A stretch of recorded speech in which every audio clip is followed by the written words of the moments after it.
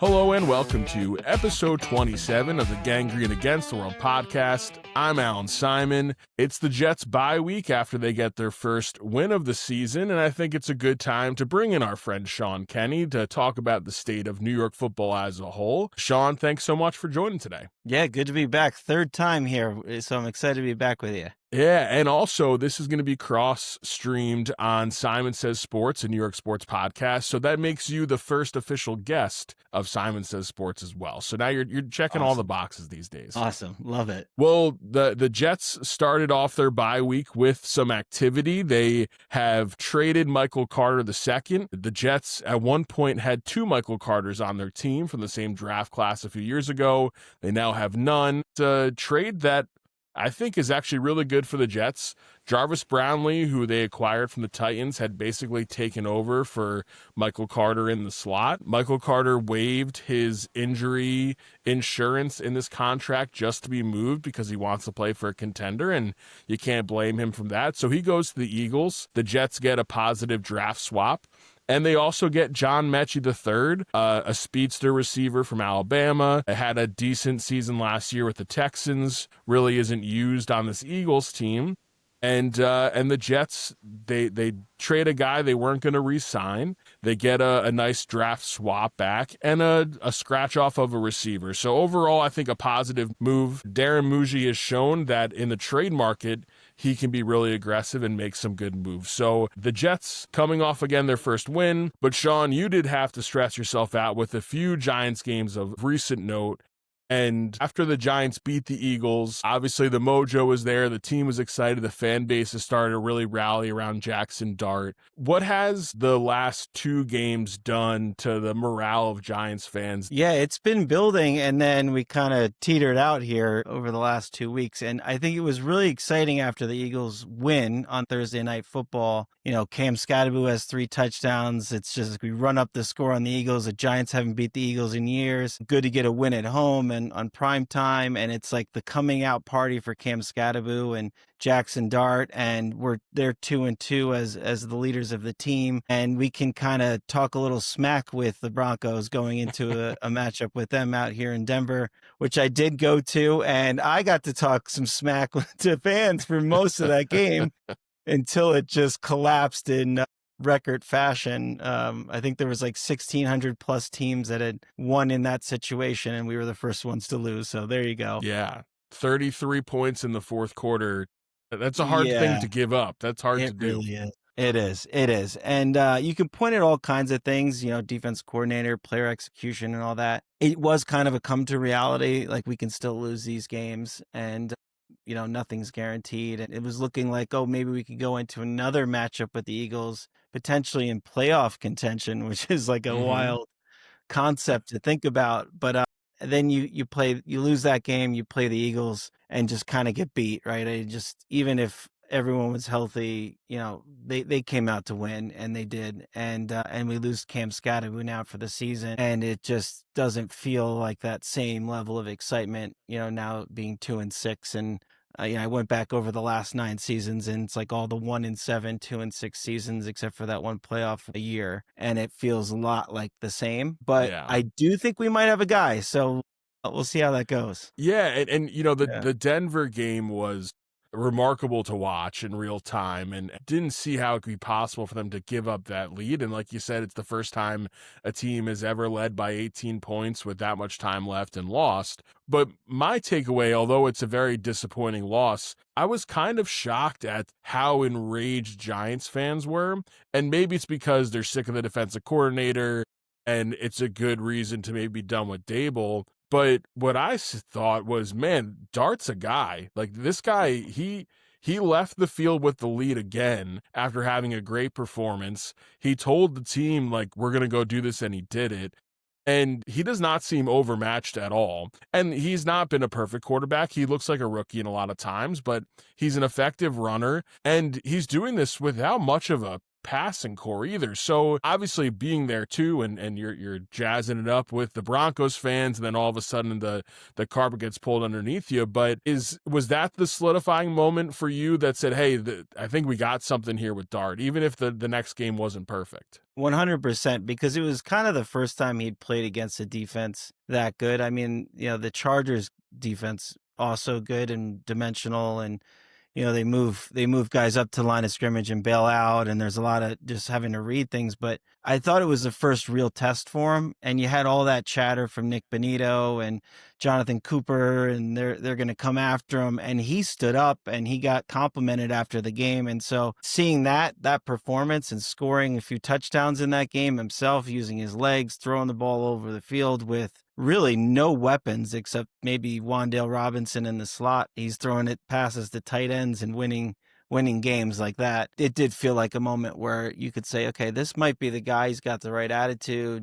He's not okay losing, and really fits into the New York market. So I do feel good about him. I feel good about the offensive line. I think they held up really well, and they've held up really well through most of the season. Once we got Andrew Thomas back, it's kind of like solidified. The two tackles have been two of the best tackles in the league in the last few weeks. That gives you some hope.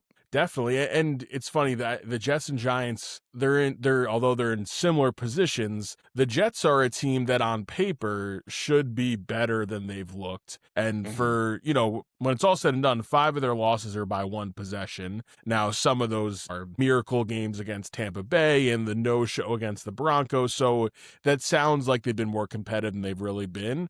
But on paper, they should be better. And really on paper, this Giants team should be the worst team in football. And I that's not me digging at the Giants. There is no offensive talent on this team, and the fact that they're functioning and that they're playing well, I think, is a credit to Dart. And it leads to a complicated question about Daboll, right? I think Daboll's a good coach. I think he's a flawed head coach for sure, but is this setting up? I know for some Giants fans have told me this is how they want to be set up, where, hey, it looks like Dart's the guy, but they have a bad enough season where they can move on from Daboll. Is that your hope for the season? And is that where you think the direction is heading towards? I think back to a comment that John Mara made to answer that question.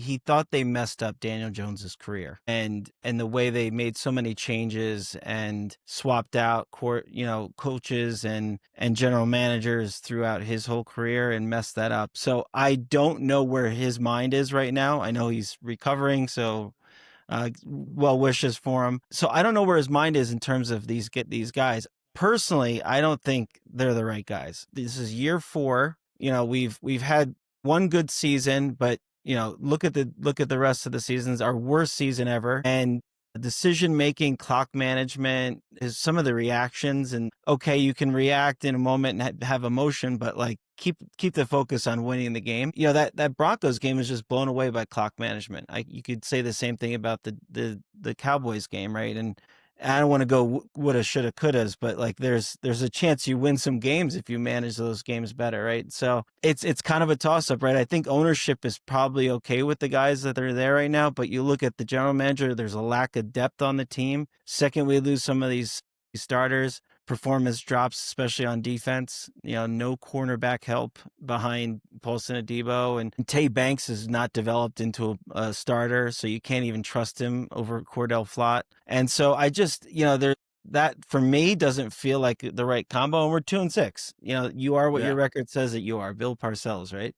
Exactly. Daboll, when Daboll and Shane stepped in, it was all about, well, they have to fix the mess that was made by their predecessors. I mean, they were in cap hell and all this terrible stuff, and the team was set up for failure. And Gettleman was a fool and was an old man who didn't know what he was doing. And when you look back now, that's the roster that made the playoffs. That's a roster in which they drafted Daniel Jones, they draft Saquon Barkley, like they draft Andrew Thomas. These are hits that they're making. And then since then, and it's now 4 seasons in, Joe Shane still has the worst roster, one of the worst rosters in football. And I don't know why you would trust him to make any decisions moving forward. And what gets frustrating too is Daboll, you mentioned the reactions. There's a difference between being intense and looking like you've lost control. Yeah. And running into the blue tent and yelling at your doctor, that means you've lost control. That is real. That never happens. I don't remember seeing a guy get fined.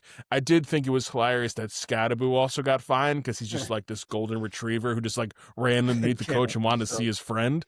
But like Daboll seems to have lost control, and I think the Daniel Jones thing is an enormous indictment on him, where he was supposed to be the quarterback whisperer. Josh Allen's only ever gotten better since he's left because Josh Allen's Josh Allen. He isn't able to transform Daniel Jones into anything. Jones leaves and he's an MVP candidate. And do you want to rest Jaxson Dart's career in his hands? And I think the answer is no. And I think it's time to move on. Now, I don't know who you'd move on to. If I'm the Giants and Jets as well, although I don't think the Jets are going to make a move. If Kevin Stefanski becomes available, to me, he's the guy I would really like. But I think the Daboll era probably has to come to an end. And what always worries me is now you have Joe Schoen at a trade deadline who's making trades to impact your future, a future he may not even be a part of. So on that front, on the Giants side, any trades you see coming down the pike? I know there's rumors about Evan Neal, and man, if you can get anything back for Evan Neal, that'd be a miracle. But do you think there's any moves to be made? Yeah, I think there was certainly a lot of talk about trades a couple weeks ago, and even looking at Jalen Waddle, which didn't even seem like a realistic opportunity there, but there was conversation about it. And I think now the Giants have lost a couple games and some of that's tampered down. So, unless you're going to make a move for someone that you can keep there long term and have sit on the opposite side of Neighbors. And, what you're saying though, then too, is you're moving on from Wan'Dale Robinson, who's a free agent next year. It almost doesn't make sense unless you got a player that's going to be better than Wan'Dale, and then you can slot that person in and have him start learning with Dart in this season. But in a non-competitive season, I just can't imagine giving up draft assets, especially for a general manager that might not even be there to use those picks, Yeah, right? 100%. So, yeah, and it's just kind of overall, I don't know what it is. It's either the poor drafting or it's the lack of player development, and I can't really pin what one it is, but there's got to be a bit of both from the coaching side and the scouting department side that's kind of contributed to we only have so many players that are good. So yeah, it's been a challenge. And I'm curious, from you on the Jets side, a lot of talk about Breece Hall and some other players as well. Is there a feeling that some other trades are going to happen outside of the Michael Carter trade? Is there anything else going to happen before the deadline next week? Yeah, I think the ones you're going to see, Michael Carter was a great one to move. Like I said, he had been displaced. Brownlee was a steal. He's got multiple years under contract, and he's making big plays and an impact right away. So I think it was time to move on from Carter. I bet he goes to Philly and plays well. Breece Hall's an interesting one. Connor Rogers said this a couple of times that he's on SNY and does Pro Football Talk. Bad teams are allowed to have good players. And it was really around trading Garrett Wilson when ESPN talking heads were going crazy of you're ruining Garrett Wilson's career. Like, bad teams are allowed to have good players. And you were mentioned before we came on, wouldn't it be nice to have a player like Breece Hall? And I think the answer is yes. So if you get a sense from Breece Hall's camp that you can extend him for 2 to 3 years after this, I wouldn't trade him. If I'm bringing in a rookie quarterback next year, I want to put him in a position to be successful. And that means you have a good young offensive line, you got a receiver in Garrett Wilson, and you've got a really nice running back in Breece Hall, a guy you can dump the ball off to along with Mason Taylor. That's a functioning offense for a young quarterback to step into. Now, if Breece Hall is done, and Breece Hall is a running back who tweets like a wide receiver, he's a little bit of a drama king. If you don't think that it's going to happen, then you have to trade him. And it seems like it's leaning more towards they're going to stay pat with him and not move him. But it'd be a real fumble if you keep him here and you don't re-sign him, because I think if you franchise tag him, he's going to hold out and demand a trade. He seems like that kind of guy, and I don't blame him. So I think that's one to look for. And then Quincy Williams is the other one. And Quincy Williams was back from injury last week, immediately made an impact on defense when not many guys were making plays on defense. He was. He is, a former All-Pro, Quinnen Williams' brother. He's turned to a really great story. I'm going to guess he's going to go wherever Robert Saleh is, because Saleh is the guy who turned him into a dynamic player. So whether it's in San Francisco, if Saleh doesn't get a head coaching job, or wherever he goes, I bet Quincy Williams goes. So I would not mind trading him as well to get something back. But I think those are the guys you're going to see. And any talk around Garrett Wilson or Quinnen Williams falls under the, what are you rebuilding around if you're going to get rid of those guys? Yeah. And like we were talking about before, it's like no draft pick is guaranteed. So even if you get a early day two pick out of a Breece Hall or any player that you trade, what are you guaranteed to get back? And it's like, why would you create that gap for yourself when you need some of that talent and you've got a good young offensive line and you can develop that line and build around something, and then you just got to get the hit on the quarterback, which is the hardest thing to do. If only it was that easy. Yeah. So I'm with you. It's a complicated thing, and on Jets Twitter, it's so much about. There were even people complaining about them winning because now they want to have the first overall pick, and Mendoza and Indiana. And I keep saying it over and over and over again. In the history of the NFL, the entire history of the NFL, there have only been 3 times where the team with the first overall pick took a quarterback and they won the Super Bowl with that quarterback. To me, that means tanking doesn't work. And if you look at the Super Bowl champions from the first round over the last 25 years, only one was a top 5 pick, and that was Eli Manning. You need to build a team around that allows you to function as a young quarterback. The reason why now Patrick Mahomes is Patrick Mahomes, but the reason why he came in was successful right away was because that was a really good team. And, that was a good team he got to watch under Alex Smith. He was put in a position to succeed. We see it in Green Bay every 20 years. They get a new quarterback who sits for a few years and they're good. It doesn't have to be the wait 4 years like Jordan Love, but there's got to be some in between where you're putting a guy in a position to be successful, and not like what we're seeing in Tennessee and not what we're seeing across the league, which I think it's 5 or 6 of the last first overall pick at quarterback. Their head coach was fired their rookie year, and that's not the stability you need. At Tennessee right there this year. Oh, Tennessee's Cam Ward, the poor guy, and I think Cam Ward's a dude, but that coach Callahan is when Nepo babies go terribly, terribly wrong. So I think it was good they would move on from him. I had a couple other Giants questions for you. So one, Abdul Carter's had a quiet year. And I was digging into the stats a little bit beforehand. So he is top 5 in the league in pressures, and he only has 1 sack. And according to Pro Football Focus, he is the worst tackler in the NFL. He is missing 25% of his tackles. And Pro Football Focus, we could do a whole episode on how accurate they are and how valid they are. I think the data is important. Have your eyes told you that Abdul Carter's taken a step back in year 2? Or is it looks like he's making an impact, he's just not maybe having the counting stats that pop on a box score? Yeah, I think it's the latter. I think he's having an impact on the game, but he's just not finishing with sacks. The pressures are all there. I think he was probably one of the only players on defense this past week that actually performed pretty well. And he had some bad plays, but he was probably the best player on the defense. And I think that's been a lot of weeks.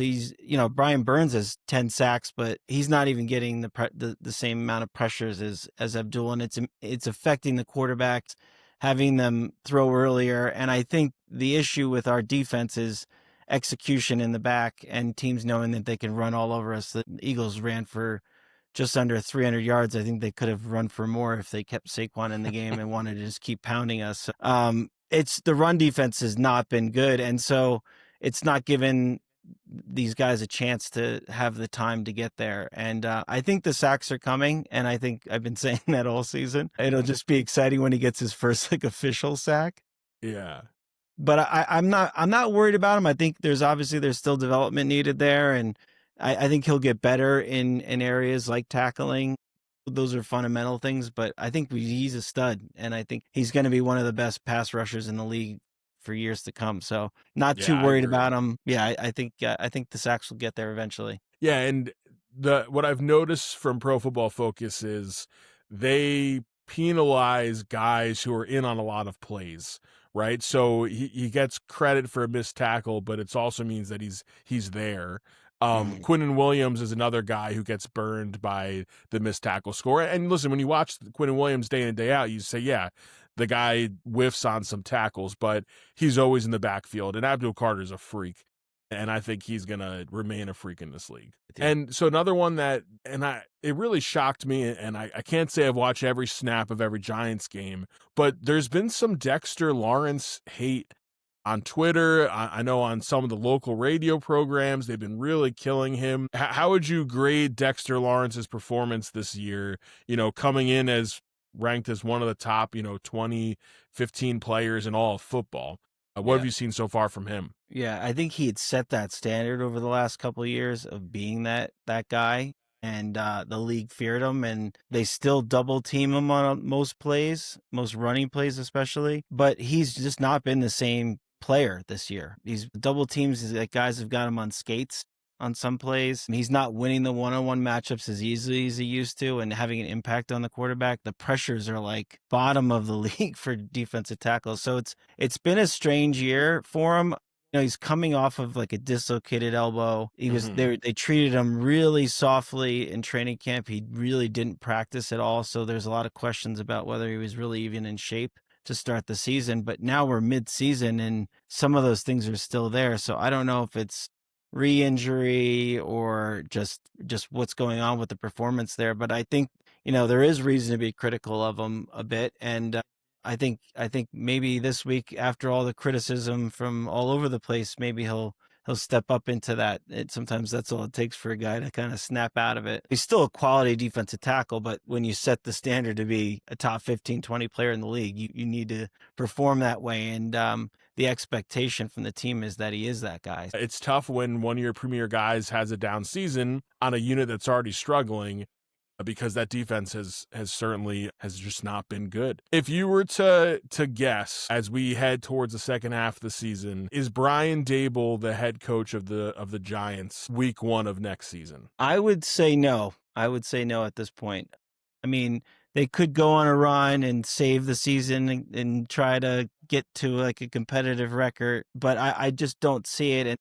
And I think you can tie him to Dart and the development, but I think if Dart continues to prove that he's good, you could win with another head coach and him at quarterback. You don't have to hold the two together. One can live without the other. And I've always liked Brian Daboll personally. Like, so for me, it would be sad to see him go, but the losing seasons over and over just make you feel like, okay, there's got to be a better approach here, and you kind of get rid of some of the baggage that was there, like defensive coordinators getting angry at him and all kinds of things that hold you back from bringing in the level of talent that you want to have around a coaching staff and development around players. So I don't think he'd be there. I think it should be a package. If you're going to fire one, you have to fire the other. So Shane would have to go also. And just for getting rid of Shane, I think you get rid of Daboll so you can have a new general manager pick their coach. So that's what I think will happen. I think we were kind of sneakily going to make a run there, and then they may have saved their jobs, but I think we're back to it'd be a tough road to stay around after this season. Yeah, I think Jaxson Dart's interception is against the Broncos. You'll look back and say